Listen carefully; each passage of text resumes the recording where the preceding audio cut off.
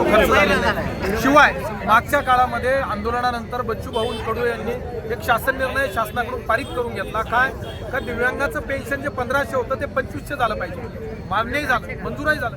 पण शासनाकडच्या त्या 2500 रुपयाच्या शासन निर्णयाची पायमल्ली इतकी झाली का काहींना 2500 पडलं आणि बहुतांश लोकांना 1500 पडलं, काहींना पडलंच नाही। म्हणजे हा काय खेळ चालला? हा पोरखेळ मांडला, हा मांडला कोणी?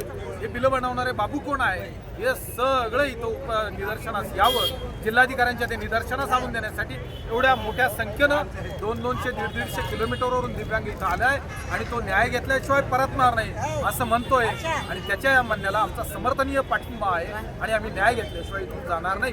दिव्यांग बांधवांच्या अनेक समस्या आहेत, पण या प्रमुख ज्या समस्या आहेत त्या जिल्हाधिकाऱ्यांनी समजून घ्याव्यात, थोड्याच वेळात ते बाहेर येतील अशी अपेक्षा व्यक्त करतो आणि त्यांनी यावं आणि या दिव्यांगाचं दुःख समजून घ्यावं ही विनंती करतो। निर्णय शासनाचा झालेला आहे, त्याची पायमल्ली कोण करतंय, कायद्याला पायंदळी कोण तुडवतंय हे शोधण्यासाठी हे आंदोलन आहे। तुम्हाला वरिष्ठ मंडळ पाठवलं होतं भेटण्यासाठी, ते आलेत, पण आम्ही काय सांगितलं त्यांना, आम्हाला जिल्हाधिकारी साहेबांनी भेटावं, कारण यांना पायी चालता येत नाही, ज्यांना दिसत नाही, ज्यांना ऐकू येत नाही, ज्यांना बोलता येत नाही, त्या सगळ्यांना तुम्हाला त्या ठिकाणी त्यांच्या वेदना सांगायच्या आहे, त्याच्याशिवाय ती लोक येणार नाही। माझ्यासारख्या सक्षम माणसाने जाऊन तिथं काय होणार आहे? मला 2 हात 2 पाय डोळे विळे सगळं माझं चांगलं आहे, ज्यांचं चांगलं नाही त्यांचं काय करायचं? त्यांच्यासाठी इथं या, 2 शब्द त्यांच्याशी बोला। आणि कोण आहेत ते जे शुक्राचार्य कोण बसले आहेत? 1500च बिल का पाठवलं? शासनानं सांगितलं होतं 2500, त्याच्या नावानं 2500चं का आलं नाही? त्याला पडले का नाही? हे सगळं शोधायचं। ते आमदार खासदार शोधा ज्यांनी यांना या निर्णयाची पायमल्ली केली। 30 लाख रुपये खर्च करायला काय झालं?